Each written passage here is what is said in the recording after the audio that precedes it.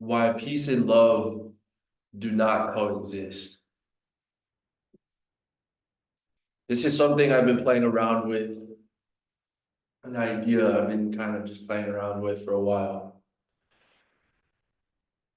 And I want to put forth the argument that peace and love do not and cannot coexist. Oftentimes you hear people say like, oh, peace and love, peace and love, peace and love. But actually, I think that these two things are kind of opposites. I'm gonna go back to an example from Naruto. If you've seen Naruto, you'll know about the Uchiha clan and the curse of hatred. The curse of hatred in the Uchiha clan, essentially,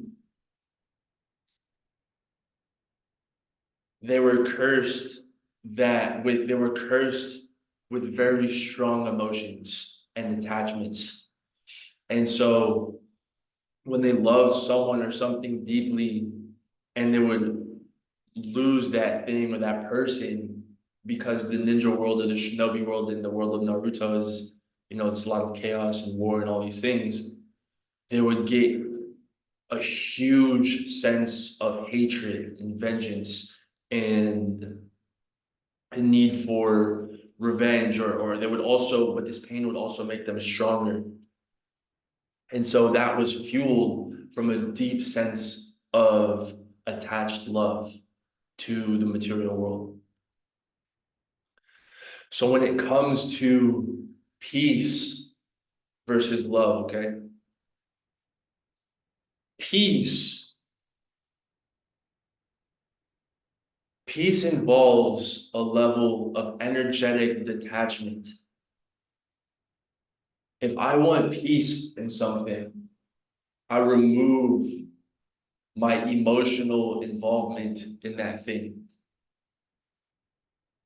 Emotion, what we know, emotion, energy and motion.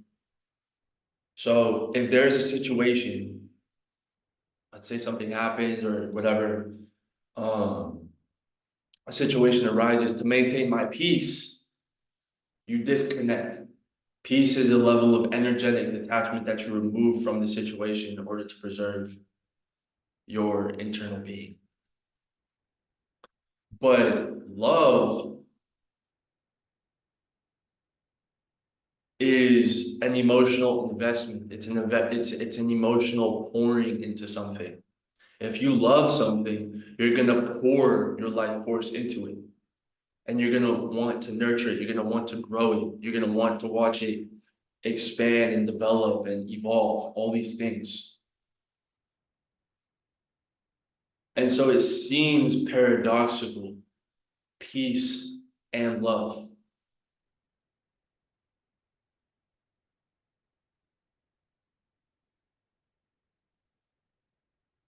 I think that, hold on, let me like this.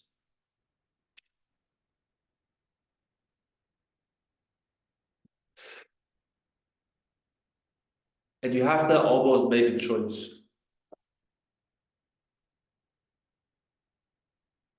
Sort of like a crossroads, at least what I've noticed in my life. The path of peace versus the path of love. Because if you choose the path of love, you also have to accept a certain risk of darkness, a small seed planted in yourself when you choose to accept that. Because if you lose that thing, it's gonna throw off your peace. If you lose that thing, it's gonna throw off how you might feel. Like if you ever watch like a mother who loses her child, if you ever watch a man who loses his wife, if you ever watch someone who like loses their sibling or something like that, they're not at peace. But because they love that thing so deeply, right? And I know that people have like varying perspectives of like attached love versus detached love. But I just don't, I'm talking about a very humanistic, emotional connection, deep love is what I'm talking about.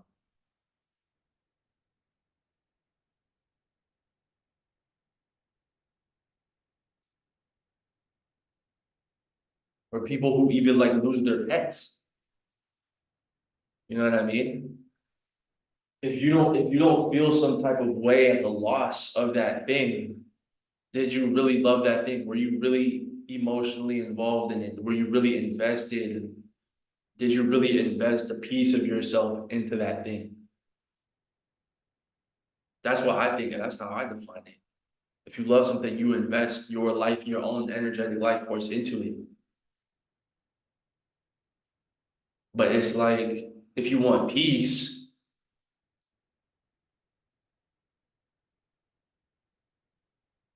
you gotta take out the life force from it, from the chaos of it, because it's gonna be chaotic and it's gonna disturb your peace. Does that make sense?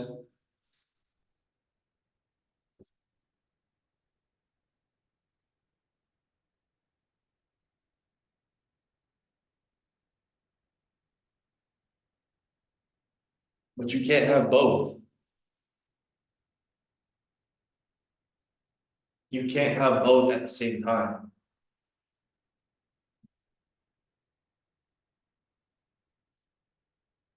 I just don't think they coincide.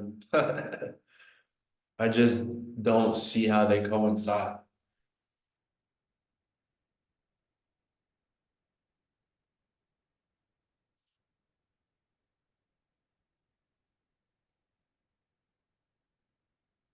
Yeah.